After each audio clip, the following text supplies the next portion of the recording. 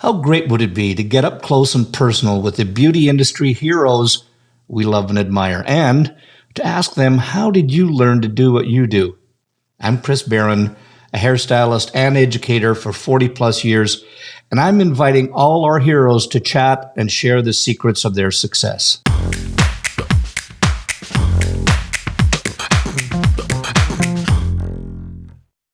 I'll tell you, in our industry, sometimes it's hard to find inner peace, and this lady has figured out how to get not only that, but to get work-life balance at the same time. And she's got it figured out, and all I got to say is, give me some of that. So I'm really excited about this week's guest. She's been the Lifetime Award winner, a Lifetime Achievement Award winner, and she's been awarded into the Hall of Heroes. She is from Planet Salon on Melrose Avenue. So I'd like to welcome on Ginger Boyle. Ginger, it is an absolute honor and pleasure to have you on board here. I'll tell you, we just for those people listening and watching, Ginger and I often see one another passing in the hallways, etc., but we've never really had a chance to really sit down one-on-one with just the two of us and just have a conversation, get to know one another. So Ginger, I'm just super, I am a fan. I've been a fan for years. And so welcome to Headcases. It's great to have you on board here. Oh, it's my pleasure. I love it because you're right. I've known you. I watch your work also. And, it's funny. I see you and we haven't stopped. But now we will have to. And we'll probably have to share a bottle of good red wine. Absolutely. And it's this is a little known fact about me is that I'm quite how would you say it? I don't know if it's that because we're artists and we do what we do, we're always somewhat insecure. But I always have this feeling I'm going to go up to say, and I go, "Hi, Ginger, how you doing?" And you go, "Who are you?" I'll tell you a funny story. I remember being, how when they spot you at a class and they walk up to you and they come up to you and you go, oh my God, and they recognize you and they start to talk to you. I had this one person come up to me and you could tell they spotted me. They came up to me and they went, oh, and they went, and they were, I let them hang for a little bit. And then they went, and I thought I'd rescue them. And I said, Chris Baran. They went, no, I went, yeah, so, see, even when I'm recognized, I'm not recognized. Exactly. That's a good one. That's, perfect. Yeah, so before I want to talk a little bit about hair and so on and where you came from and how that all materialized. But give us a little bit of your background. Like, where are you from? Where did you go to school? All of that. Where did that come from? All right. Well, I grew up in a very small town in Wisconsin.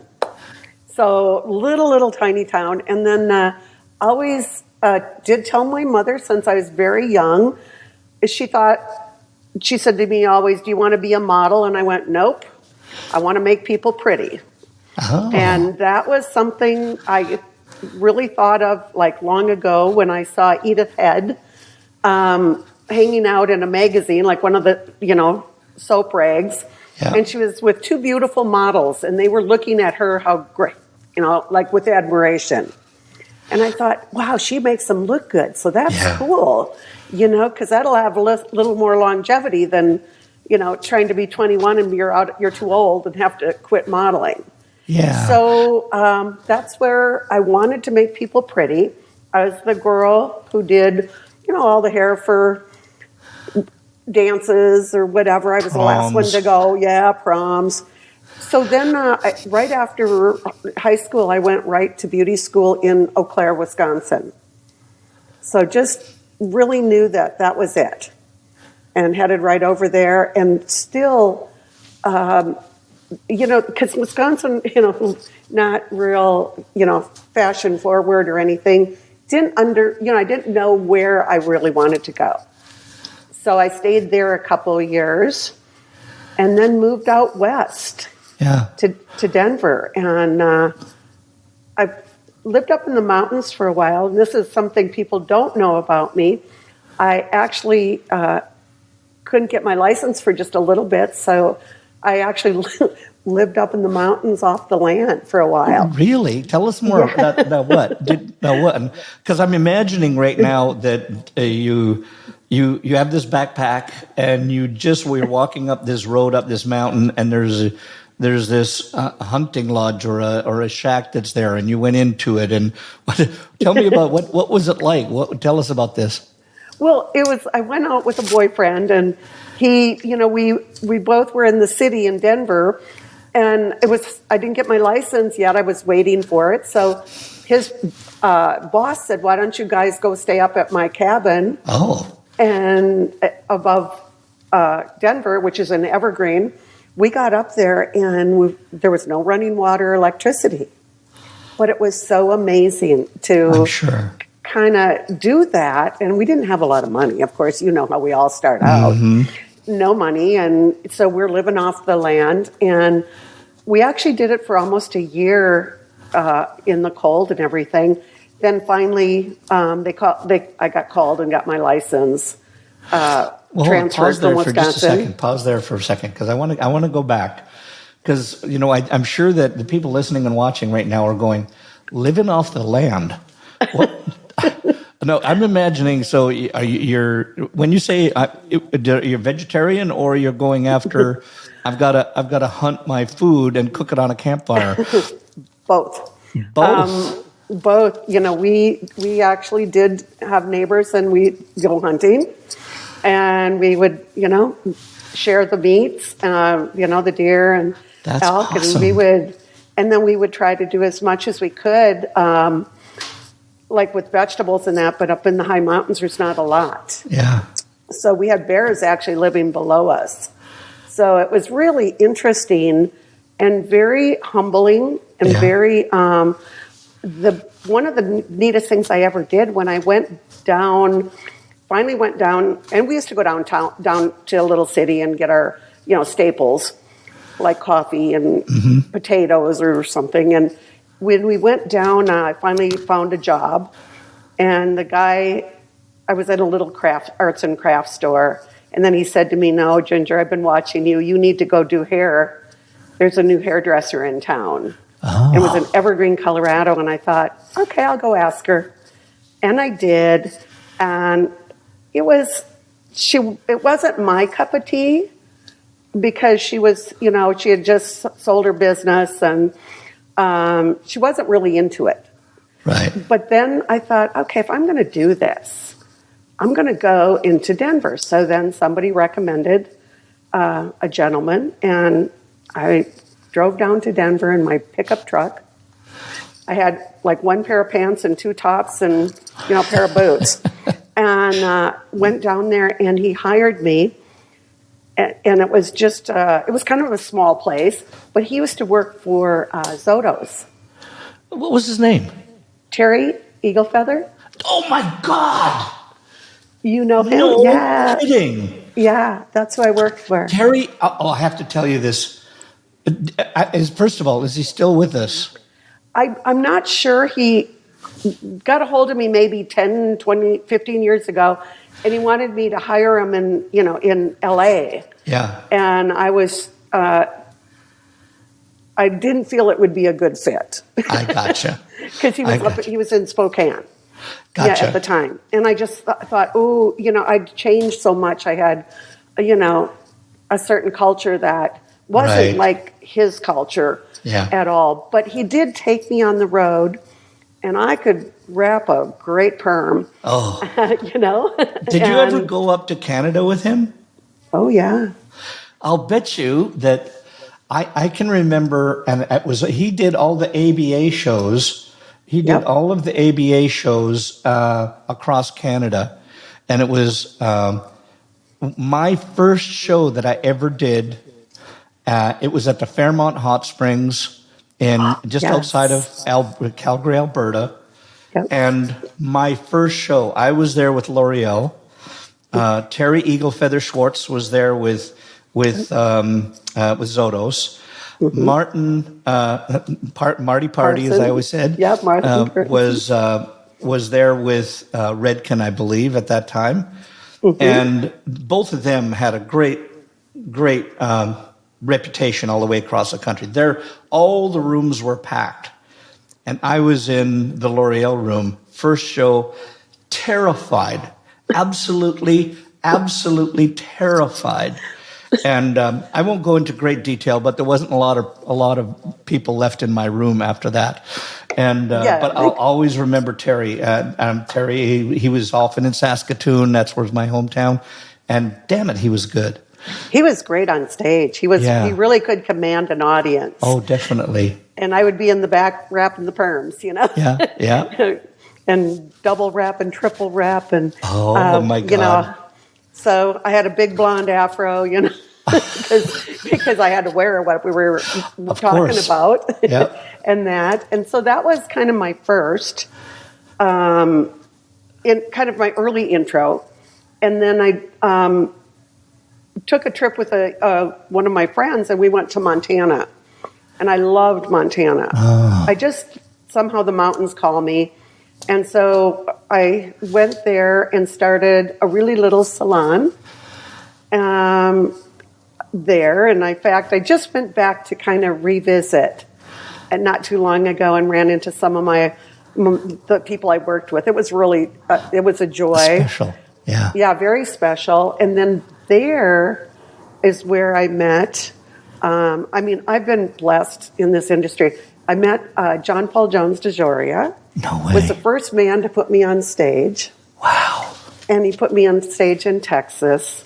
And, this is before Paul Mitchell. So we're talking many, many years ago. And I've always just had the high admiration. But soon after that was when he was working with IT. Yeah. And then soon after that, Horst came out with his line, and somebody told him to drop by my salon. And I just said, hey, would you ever hire me? And he goes, yeah. Well, I just wanted to be wanted. Right. I didn't know what he was about or anything. But he called me like maybe a week later and said, hey, you coming? And I went, oh, okay. And I thought about it, and I thought, what do I have to lose? Yeah. I followed my heart most of my life. And when I do, it's usually ends up pretty darn good. Yeah. So then I went down and worked in Minneapolis, which again was closer to my upbringing, so I could see my parents more often. Yeah. Everything was kind of good, and could learn a lot. And that's where a lot of my roots, really heavy in the hair industry started. Yeah. I want to talk a little bit about, I want to go back, just for the people listening and watching. I know that that Horst was had a tremendous impact on our industry. And I want to talk about him just in a few minutes. But I want to just go back, because there's going to be I find there's a lot of young people that are just starting off, whether they're students, etc. And I just want to go back and what was it like for you, whatever stage you were at in there, when you just got out of school, you got the job, and it might have been in the first or second salon, but what was it like attitude-wise, mindset-wise? What did you feel like when you were in there? Was it alien? Did you feel intimidated? What was it like for you when you first started? Well, intimidated, because you pass, that you're paying somebody to train you. And at the end of your training, you're kind of doing really well, and you're kind of on top of your game, and so I thought, oh, I'm pretty good. So then you go to a salon, and then there's a nobody, and you don't know what to do, and right out the door, you screw some colors up, and you're there all night learning how to correct it by yourself, reading a book, because we didn't have that time. We didn't have Google, and we could look it up. So we were quick getting it in our books, trying to figure out what to do. I had quite a few greens that I was trying to not do. That weren't intentional. Not intentional, not that time, not pretty. And, it was hard. It was very, very, a lot of work. But I remember once I had accomplished it, once I'd gone through some of the tough parts of like learning how to make that guest happy and getting rid of the green tinge and making her hair better. You really started getting your confidence. Yeah. And nobody can give you that. You kind of have to earn it. Yeah, and it comes from failing, doesn't it? Yes, it comes it from does. screwing up. And and I think that's important for any young person that's just listening to this, watching it now, is just to know we always say it's okay to screw up, we mean don't do it intentionally, but it's okay if you do. It's not pleasant, it's not comfortable, it makes you feel terrible. But that's where the true learning lies. If you can get yourself out of that's what really, really makes the difference. Absolutely. Like when you cut the hair too short and she goes, well, wait, I wanted to grow it. And you're like, okay, Yes. let me see what I can do here. Yes, I have this bottle of magic right here. If you apply that you'll be surprised how much that will grow in 6 weeks. Oh my gosh. Yeah. I made so many mistakes starting out, and I know that it was hard for me, but I was determined. Yeah. And because I did do that, I do believe that's where I learned, because when Horst called me and asked me to come to work for him, I left my little salon in Montana and I went to Minneapolis, and he said, now you're a teacher in my school. And, I realized, Chris, I had the best stories from screwing up. For the students, like, hey, don't get frustrated at 5 o'clock if you're, I'd make them redo their perm rods if they weren't good. And I'd throw them all on the floor and say, pick them up, start over. And they go, it's 5, I'm going home. I'm going, nope, but I'm sitting here with you. Yeah. You see, now that's what I love, is because it's not like you said, do it over again, and then you left. That's what good coaches do, is they won't say, oh yeah, check, you got it. You make them do it until you get it right. But you were with them all the way holding their hands. I love that. Yeah, absolutely. You got to do that.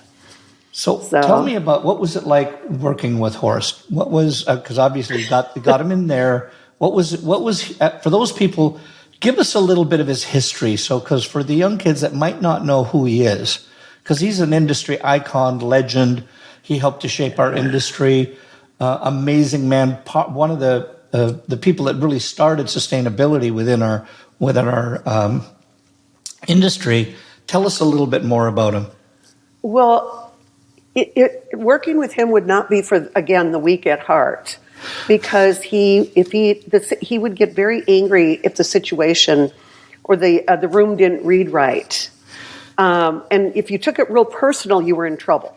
Right. So I really learned to get tough. Yeah. And learn not to take everything so personally. He was very, he was Austrian. He was not very always huggy or kissy. He could be very mean. And I had to learn that I wasn't going to get a lot of praise. But I went there because when I decided to take him as my teacher, all I wanted was him to be my mentor.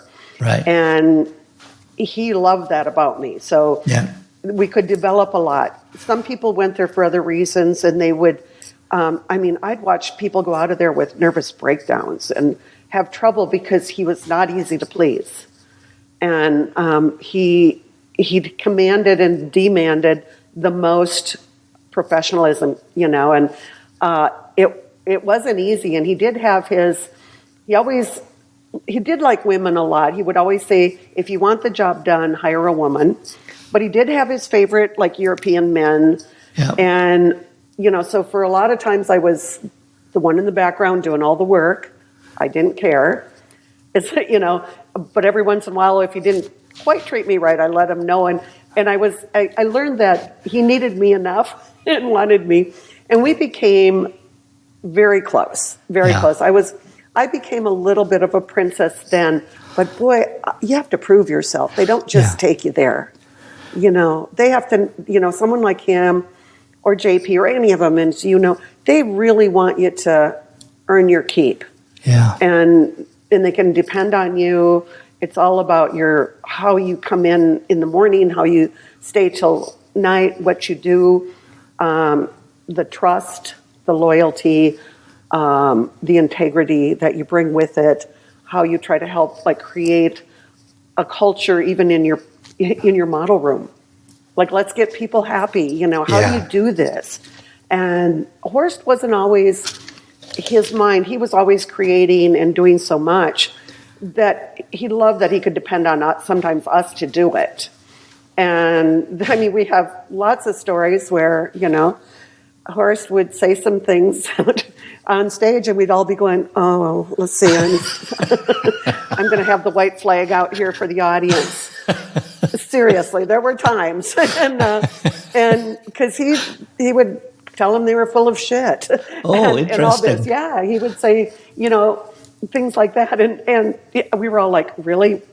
We want this audience, and now you're telling them that?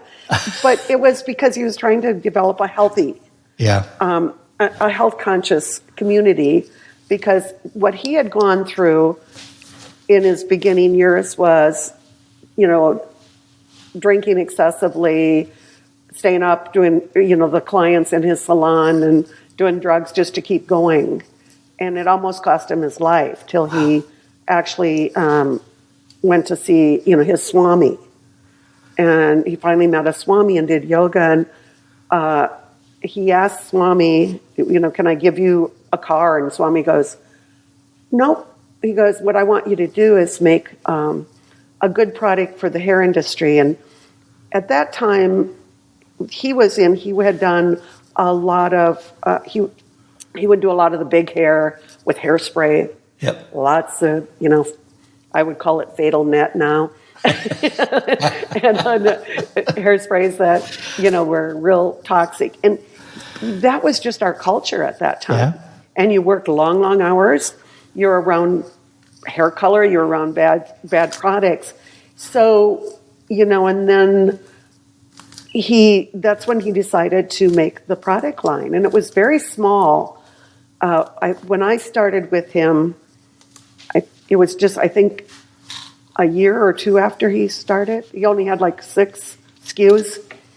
And we were out on the road and, in a van and just doing these little shows. And, you know how it is. Like, I do. Oh, there's no stage? Well, let's make one. Yeah. Yeah. There's no models? Let's go to the bar.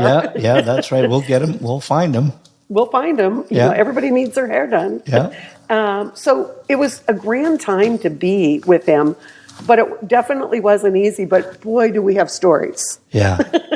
Yeah, no, I'm with you. It was, it's one thing, I tell you, when you said about the going out and getting models and doing all those things, I remember that you'd go to a model call if there was one and there was no models there, and then you had to go to the malls, and then you had to do it, for those of you listening, just so you know, you had to go there.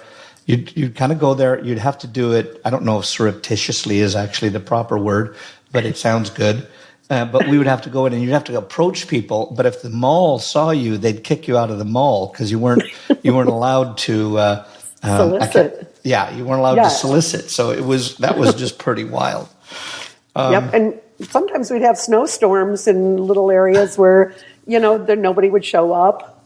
I remember giving a show to one person, that showed, but I thought, they said, well, do you want to cancel? And I go, I got 3 models. She's sitting here. Let's go. Yeah. And you do it.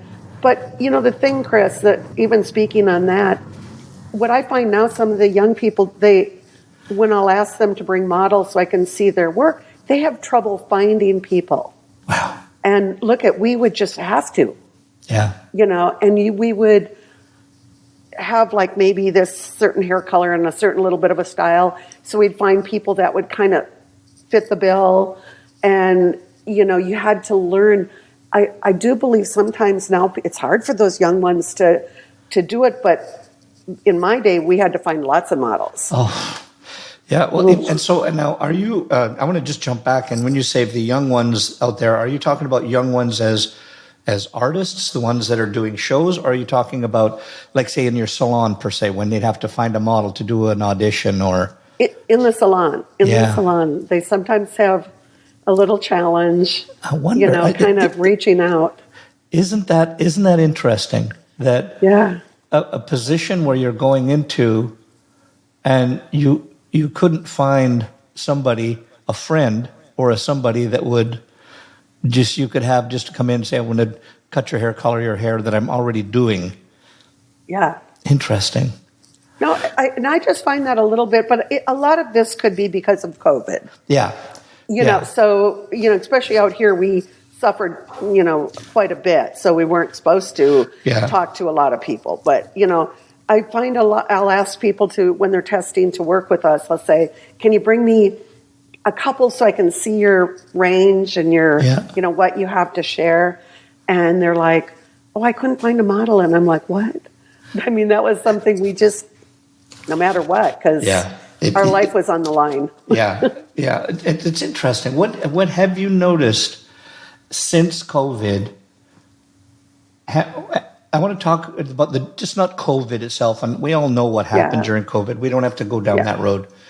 But what I find that mindset is such a critical part of our industry. Is give me and just just let everybody know where you are, because this I don't know if anybody doesn't know who you or where you are. They need to find out right now. But where are you, and what was the difference between the culture of not culture is not the right word, the mindset of the hairdresser that pre-COVID and post-COVID, not more, even though it's not post, but where we are now, if any? Wow, it changed many of our lives, but my salon is here in Los Angeles, California, and I'm on Melrose Avenue, which is very fun street and has a lot of great shops, like Tom Ford, and there's so many great shops. But during that time, during the pandemic, we were closed for 1 year, 8.5 months. Wow. So that wasn't like 30 days.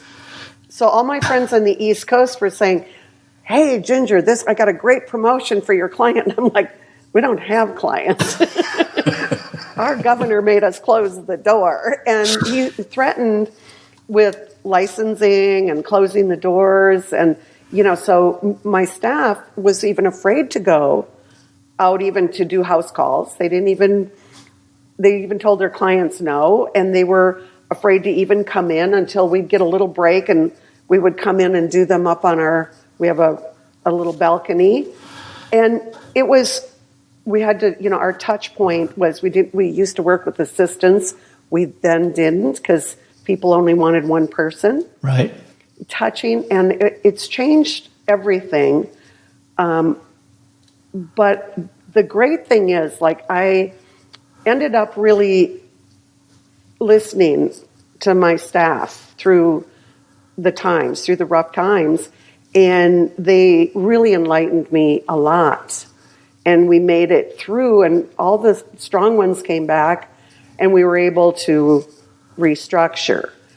A lot of salons had to close down, because they were the way they were set up. Now, I'm a salon that I do commission based, and so the people that kind of are attracted to me are ones who like a little bit of a communication. They like connection. Yeah. They want education. They're pretty picky about their education, and they want to be, and they like to do a great job. So we had to talk through the whole thing, and mostly it was really about hand-holding and babysitting, because everybody felt different. Yeah. And we had a lot of people come by that, because they couldn't find a home. But we had to be very careful, because we still, for a long time, had to be 6 feet apart. Right. And here you are, and I'm in this big salon, and they're still kind of monitoring us. So it was very, very difficult for this area, for California. I feel like the ones who really, truly survived, they did a great job, and I'm really proud of a lot of the salons, and I'm proud watching the stylists come back. But a lot of them did go into just doing things at home and doing it out of their garage. Yeah. And then going into studios. But I'm seeing a return of that now. A lot of them went to booth rent and studios, which I'm not opposed to any of it. I like our profession. However you got to be happy, you do that. You do you. But I did see a lot more wanting to come back to create a unity because they kind of felt all alone out there, like in a studio. Situation. So I'm seeing I hear a little that difference. more and more from people just saying that and I'm just going to say, whether it was the allure, whether it was whatever the draw was, my own boss, those kind of things, to me I don't know about you, but I find I'm more creative. I'm better when I'm around other people. Even I can remember being in the salon where we would just I'd say, hey, Lori, can you come over? I just need a creative bounce on this head. Here's what I'm thinking. Give me some input. And then you'd get a creative bounce together, and together you'd come up with something that neither one could have thought on their own. Oh, absolutely. I know that we all like to think we're very, very creative, but I am so stimulated by other people. And I love to work with others, and I love seeing what they kind of come up with. And you're right, I'll take a spin on it. You try to learn a spin when you're around people. So the allure for me of being in a studio I would probably just say I'm out. It would be too, the only time I do that is that when I have to work with my husband or something on a shoot. And even then, I'm like, I'm still schlepping my bags. It's still the same. So the allure of the salon is nice. Just there's your shears and there's your scissors. They're all there. There's all the color you could want. It's there. And you really. So that's nicer for me. But again, it takes. All of us need to go where we fit. That's the key point. You hit on the nail right on the head there. And I want to talk just for a minute about if you could explain in a nutshell the culture that you're looking for in your organization. So in other words, Chris Baran said, "Hey, can I come and have a job?" What would the culture be like, and what would you be asking of the new hire? Well, primarily what we like to do. I mean, in ours, and I say we because I do believe. Many of my decisions are made by the team. And I have learned this year to be pretty flexible. I think one thing I want to be flexible. So I'm very flexible. If Chris Baran says to me, Ginger, I'd love to come and work with you, but I have to have off Saturdays, or something. Mm-hmm. We can still make that work. So, what are you looking at? You want, what's the, what's the best? And I'm going to tell you what I need, and let's see if we can compromise. And then I really do give a fair amount of time to get the work done, because now that we're not double booking and working with a lot of assistants, but the guests like it so much more. Oh, interesting. So we are charging higher. Yes. I want you to say that one more time. We are charging more because we are, just doing a really good job. Like, we're taking the time we need, and we're not in a hurry, and we're really trying to give our guests the very best experience. And so I would just want you to really care about your work. Yesterday, a gentleman was trying out, and he was from a very great salon, and he was a little bit older, and he had like 15 years experience, and I was just watching him. And what I loved is he looked at the hair a couple times, and he started over like a couple times. And I just went, okay, I like that. He's really, and he was talking, to the model, to his, and so to me that made points, and not that he just went fast and just did it. And so he was really caring, and he was caring about the outcome. Those things are what I kind of look for, more than perfection or that you have to be perfect. But doing you, I love the difference of many people just having their own personality. I've got some colorists that, they're just beautiful colorists. We were departmentalized when COVID hit. I did let a lot do both. So we're a little bit of mix because that made them happy. Whatever, you got to just be a little flexible in these days, And you know that, Ginger, that's what, the more I talk to people now and salon owners, is that you can't go in with the rigidity that you had before. You got to come in at 9, you got to be done at 5. You know, I find so many salon owners that are just saying, look, I've got this many seats, I have this much time, and if I want somebody to work part-time, I'll let them come in and work from that slot, but how can I fill that chair at another time, just so that I'm still getting maximum value, maximum potential, efficiency out of that thing. And if people want to only work, I've talked to people that say, look, if you want to work 2 to 3 days out of the week, we can do that. And if you want to do that, I'll find somebody else that will work those other days. Yep, that's what I've been very, very flexible, and I really seem to feel that the staff is really happy. You know, that what they really, you know, we were so rigid at a certain time, you know, coming out of that Sassoon era, etc. Yep. Hi, my name is Chris, and play by these rules. Yeah. Yep. And now we're more flexible, and they seem happier. Yep. And it's something, you know, like finding out each of their personalities. Like I have one woman who she wants to always go to Cambodia to teach for like a month to 2 months out of the year. Fine. Yeah. Okay, you do you. Yeah. What a wonderful thing. We'll help you. Yeah. Yeah. What can we do? So listening a little more, being more flexible, and then all those things really came out of COVID, which actually are a little bit nicer than, you know, it makes more of a relaxed atmosphere. Yeah. I love that you know, it shifted, the people shifted, but as a salon owner, you've got to shift too. You have to be the leader, so you have to see what other people needs and wants are, and fulfill them, and then shift your salon, and you'll survive. That's the biggest thing. It's not easy to listen all the time, you know, because we were used to being the leader. So now I'm listening, and now I'm and some are no's, you know, some of their advice is a no, because you have to still stay by what you really want, but. You know, it isn't like it's a hard no anymore. Right. It isn't like it's a hard no, and you really try to work with them as long as you trust them. They've got a good attitude, and they're good to the people that are in your space.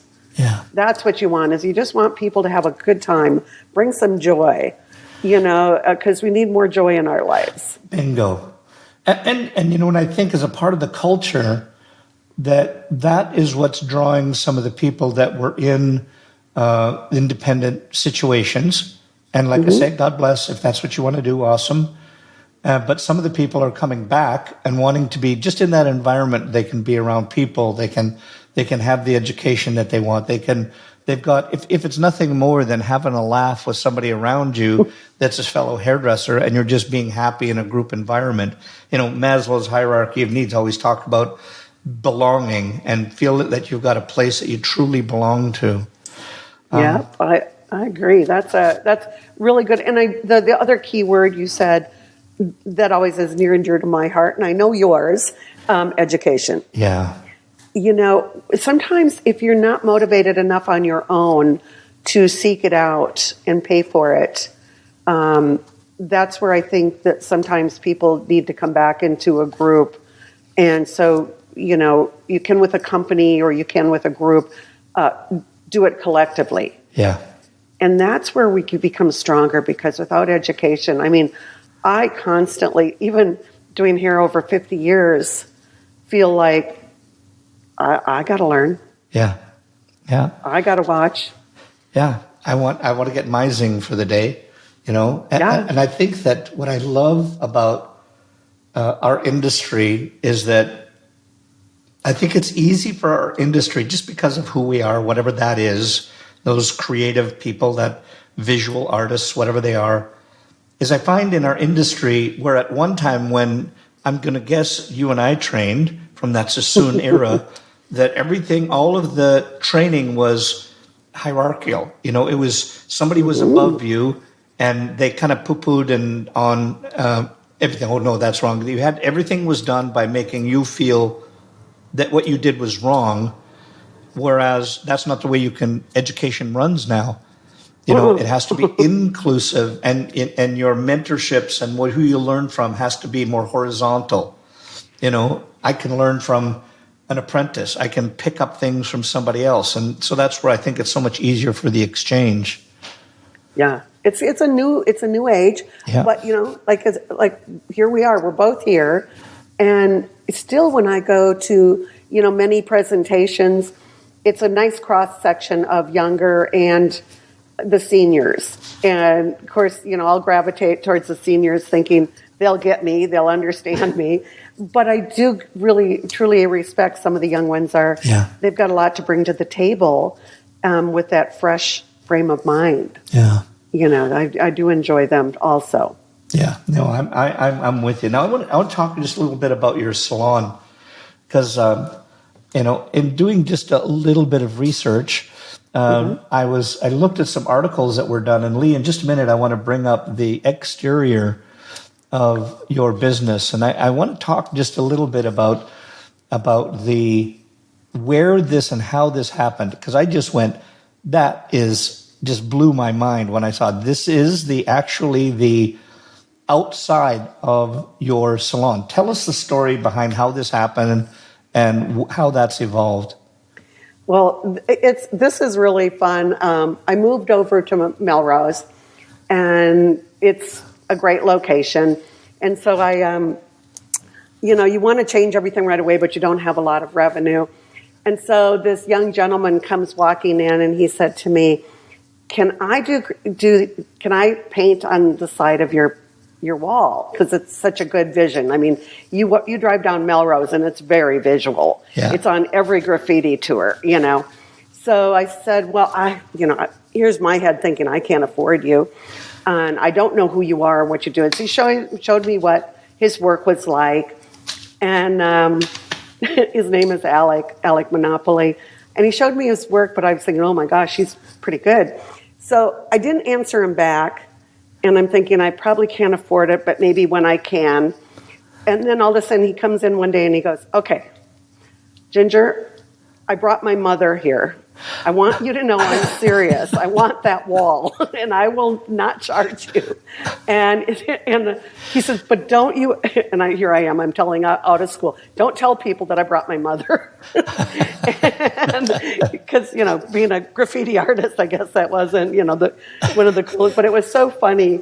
Alec and I became great friends, and he did Goldie first. And one morning even, I have to say, a little thing that was cute is Goldie was sitting outside and took her picture. No way. Yeah, she took her picture and was outside and put it on her site. But I wanted to do a female, just because we were trying to have the salon open. And Alec now is very, very successful all over the world. Yeah, and Alec he wears Monopoly. a mask everywhere he goes, doesn't it? So people don't recognize him. Yeah, he does, mostly now. And he is so funny. So then people got a little jealous of him, and we'd always get people who try to graffiti over it. And then we changed it to a Maryland. We had a Maryland up there.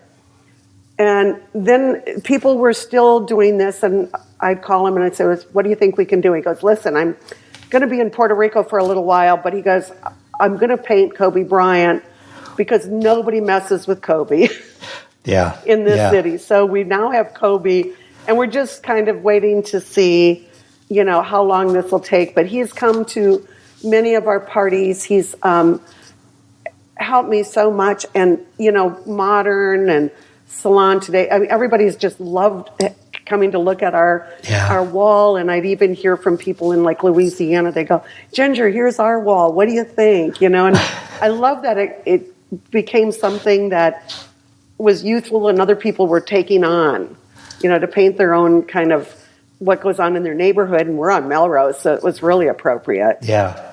Yeah. So for those people that don't know, because I know you have the Comedy Store right next door to your place, don't you?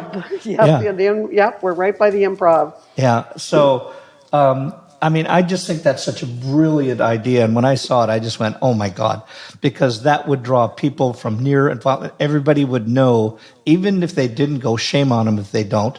But even if they don't go, to Salon Planet that they would know what it is and where it is.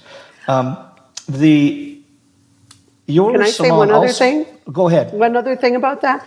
When Alec is painting, we would make kind of a big production out of it. And all the cars out front or stop by to watch are really nice cars. Oh, and I'm sure. It created a very, like wealthy kind of influence. So just letting people know that it was one of the best marketing tools I ever did. Yeah. And it was, well, we won't say it was free. Yeah. Well, he gets so much publicity too. Oh, yeah, I'm sure.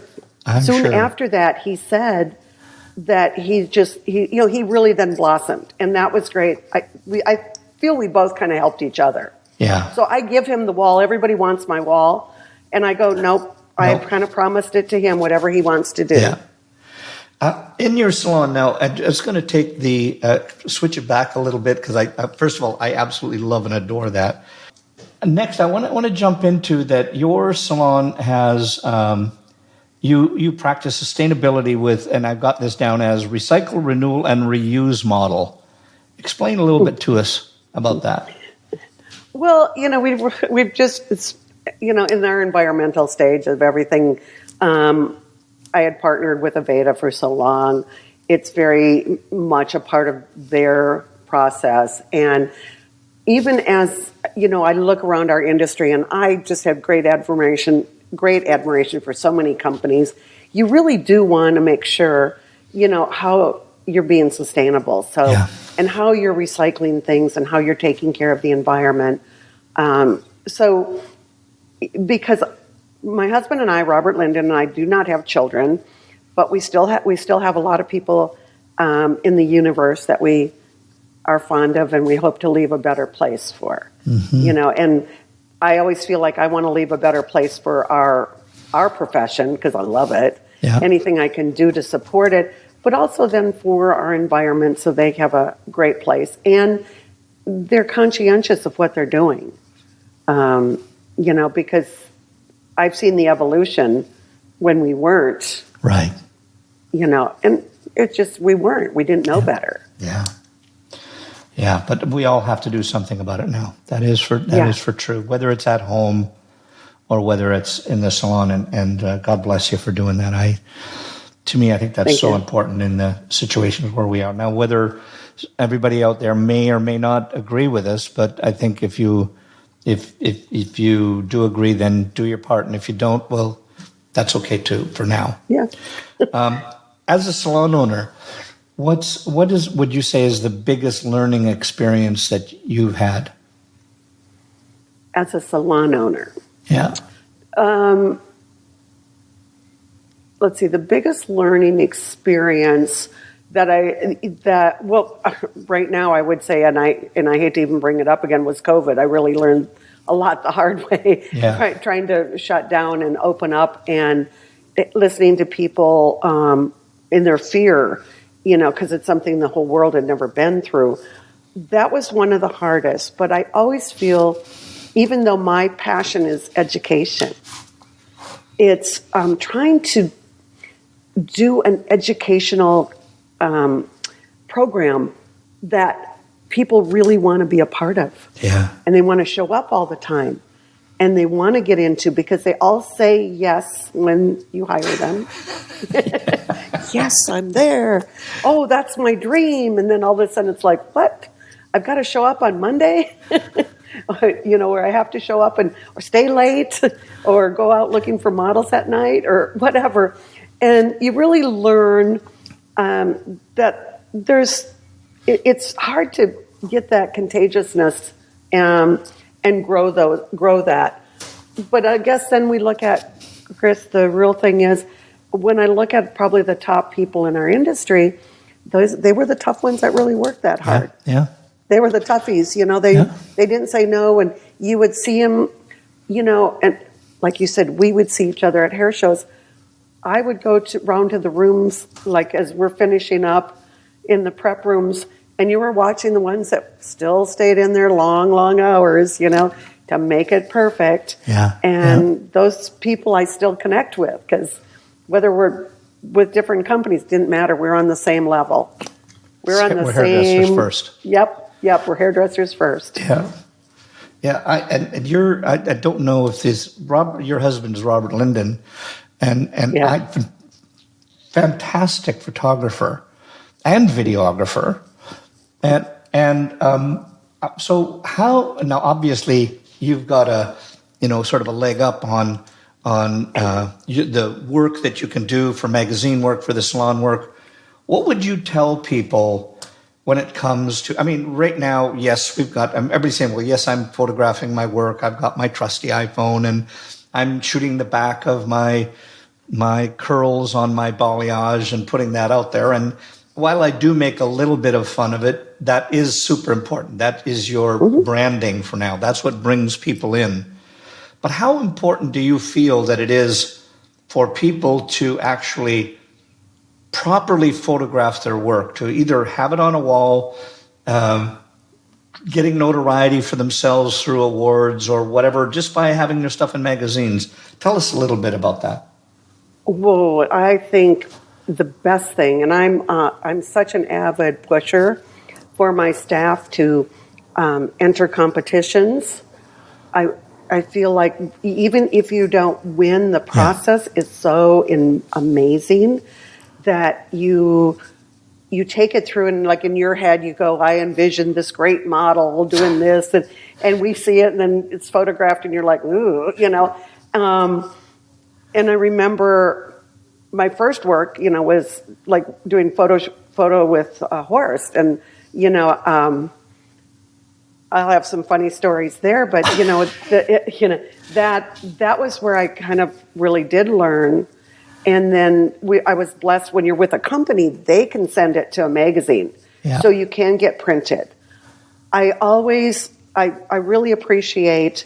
Two of my staff just entered Bellamy just started an extension contest. I was so excited, and one girl, I'm always pushing her for NAHA because she loves that, the avant-garde part of it. And you feel like as an owner, if you can figure out where your staff leans, kind of push them in that direction and try to get them to do this, because seeing our work printed is something that when I got one of my first pages printed in Passion, remember Passion? Uh-huh. Okay, so I'm going to tell you a little story. So I was going to do my first hair show in New York, and I was with my boss at Aveda, John English, and we were supposed to set up this whole show for Horst. He wasn't there, and Passion came by our venue, and it was just a bar. And they came by and they let this Japanese group of people who couldn't speak any English off. And so they were coming into the venue, and they were saying that there's going to be a big, hair show that night. And all of a sudden, John says to me, he's working on the stage, he goes, Boyle, Ginger Boyle, come over here. We always used to tease like 007, And all of a sudden, all the Japanese tourists, hairdressers, they're all hairdressers, they all have their Passion, and they come running over to me and wanted my autograph. I am standing there thinking, I've died and gone to heaven. This is this was my first thing in Passion. I made it. And I'm thinking how great this is. Now, the funniest part about this story is sitting at the bar, because it was daytime, was Mick Jagger and Keith Richards. No. Now, I thought that was kind of I'm a big Rolling Stones fan. So I'm sitting there going, oh my God, they're all wondering who the hell I am. Oh, because they're sitting there at the same Having place and you're getting the autographs. I'm getting the autographs. So I laugh about the one time I upstaged the Rolling Stones. They were having, that's a funny story to me, though. That has to go in the memoirs, I'll tell you. That has to go in the memoirs. Wow. I wanted just a couple things. I want to do, this is a segment I always love doing with everybody, and I just call it a rapid fire. Okay, so I'm just going to throw some stuff out, It could be 1, 2 words, quick sentence, whatever. But I just throw them out to you. If you want to answer them, great. If you don't, just say pass. But Okay. okay, good. What turns you on in the creative process? Oh, I love hair cutting. We can be friends. And what stifles it? What stifles About your my creativity. If I don't go out and get education and I just do regular day-to-day hair, I need to blow my skirt up every once in a while. Like even get a model in and do some weird color and do some weird cuts for me. So if you don't get to do that's what just draws it out of you. Oh, yeah. Okay, an event or a show that you loved, first one that comes to mind. I'm sure there are many, but what's the first one that comes to mind? Well, one of my best times was Radio City Music Hall when Horst asked me to do our Aveda's anniversary with him. And I got to MC, and here I am, a little girl from a town of 2,000, and you never think you'll be on a huge stage. Wow. In front of 6,000 people. So that was my favorite show. Loved it. Okay, good. Things in life that you dislike the most? Ooh, things that I dislike. I don't like people being late. What do you love the most? Besides being on time. What do I love the most? Well, I truly, truly admire my husband. Oh. I love him to the moon and back. He does so much for me. And we've just got this, great relationship that works. And I love I would say Robert Linden. Oh, love it, love it. If you had something, the most difficult time in your life? Well, boy, I've had quite a few setbacks because we always do. Right now when I look back, kind of getting the salon through COVID was one of the most difficult I've ever been through. I was ready at the beginning to just say, hey, I've done hair, I'm 70 some years old, I've done hair for 50 years, close the door. It's okay, I've done my job. But when I talk to people, I realized I had to do, there are a lot of young people that didn't know what to do. And in my journey of leadership, you got to follow it through. Yeah. I would never do that to staff, just block the door and do that. So that was the hardest time. Yeah. I hate business. A lot of people will agree with you on that one. Thing you hate the most about our industry? Well, California has too many rules and regulations. We need to get rid of some of them. Person you admire the most? Besides me and your husband. Okay. The person I admire the most in our industry or just anywhere? Anywhere. I mean, in our industry, of course, I have great admiration for Horst. That because we did have a good relationship. I would also say though, let's look at John Paul DeJoria. I mean, wonderful man. People who create things for others. Yeah. The grassroots of our industry. Okay, person you wish you could meet, living, dead, in our industry, out of the industry. Tina Turner. I was going to say something people don't know about you, but I think you already told us that one. Okay, I'm going to snap my fingers. You've got a month off. Nothing hair related. Where would you go and what would you do? Hana. Love to go to Hawaii, Hana, and just kind of hike around and not do much. Oh, love it. Is there anything that you're terrified of? Yeah. Slowing down. Oh. I'm having trouble thinking I should. Yeah. Yep. Yeah, the R word is creeping in, but we won't say the full word. Yes. Okay, this is a tough one for some. Favorite curse word? Fuck. Love it. And that you just got it out of there. You didn't have to think about it. Yeah. No. Favorite comfort food? Pizza. Oh, love it. Something in the industry you haven't done but want to. Let's see. So I don't know. I think I've done so much. I'm going to have to pass because I don't know. Okay, good. Well, when you've had that, when you're at our age, then you've probably done most of everything. And we have a saying in Canada about a do-over. Do you know what a do-over is? Yes. Okay, good. If you had one do-over, what would it be? A do-over, probably a little bit more research. When I was, starting out, I didn't know.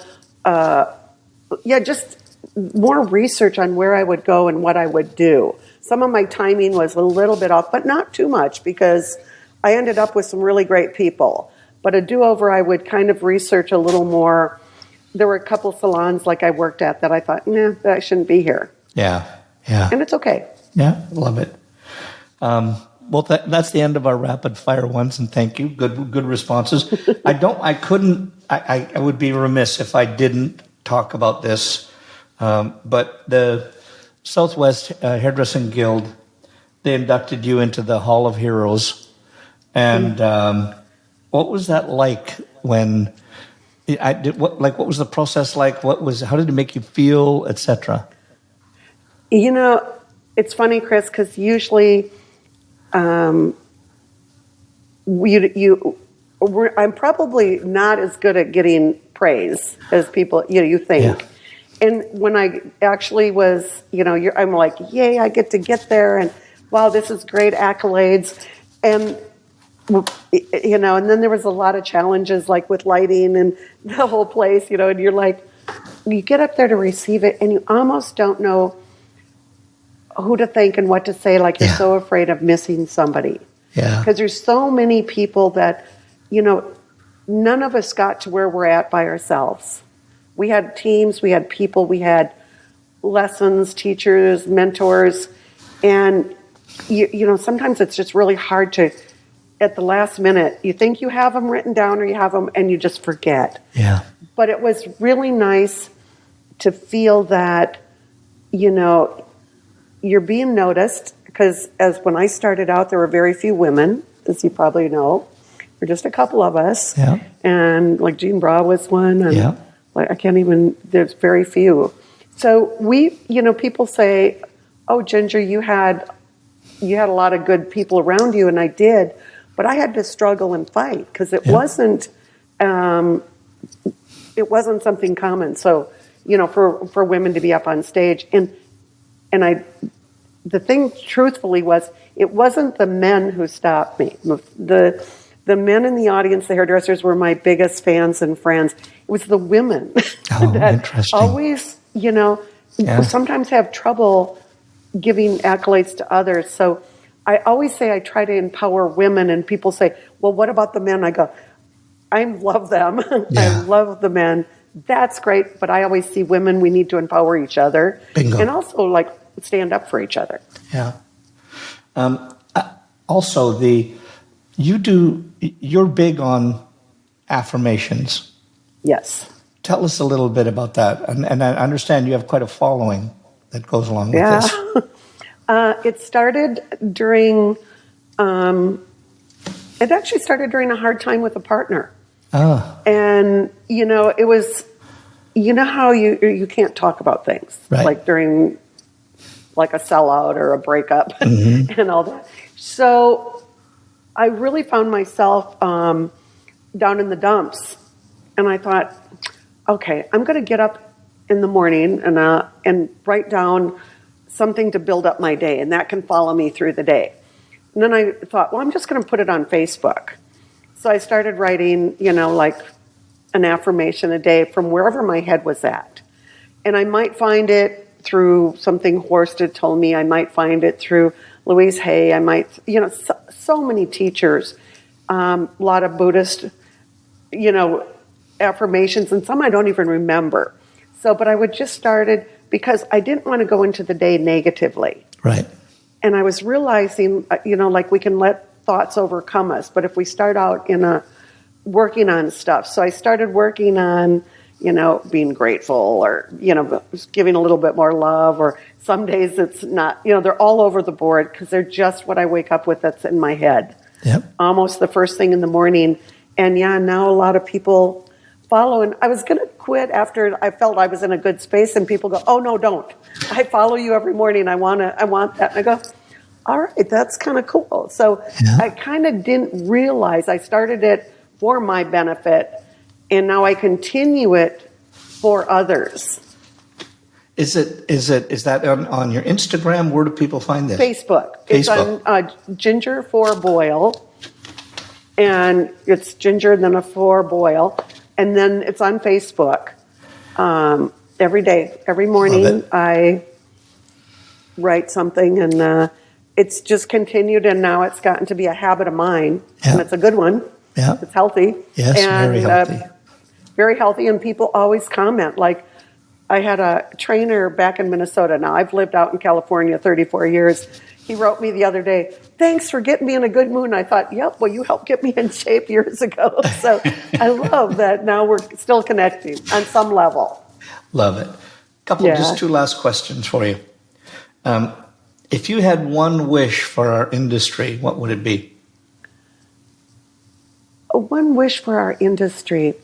Well, like I said, there's a lot of rules and regulations. And I'm glad we can get together again, because I really like when we can come together. And I wish that there would be more people spending time with each other, and really getting together in communication, because our industry, and I'm kind of guilty of it too, we work really long, hard days. And the joy of something like what you're doing, the podcast, people can watch and go, "Oh, I didn't even know of her. I had never heard of her, or I've never heard of you." And they now get an intro, and it's nice. Yeah. So I love that we're starting to open up our universe. We're such a small industry, really, but to get together a little more and more communication. Yeah, beautiful. And for the people that are watching or listening right now, if based on your experience, if you could give some advice of what they should either stop doing or a habit or thing that they could just let go of, what would that be? Stop complaining about our clients, because really you attract what you need. So what you need to do is, don't complain about them, but see how you can make their day. Yeah. And if you really work on making, anybody, and Horst taught me this, there'd be times he'd be doing a model, and I think, why did he pick her? She's not even cute. And he would make her adorable and gorgeous. And I think, whoa, that's what we're supposed to be doing. And getting rid of the complaints or getting rid of the judgments, and just go in there and see what's the best thing we can do. And when we're excited about doing it, they get excited. Yeah. And then we can create magic. I think that was the best segue I think we've ever had. We can create magic. Ginger, to our podcast, you've made magic.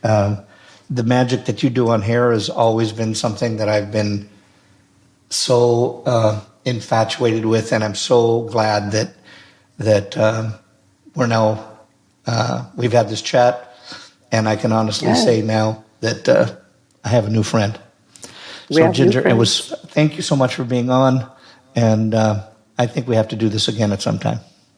Oh, thank you so much. Appreciate it. Absolutely. It was a great fun. Yeah. Thanks again.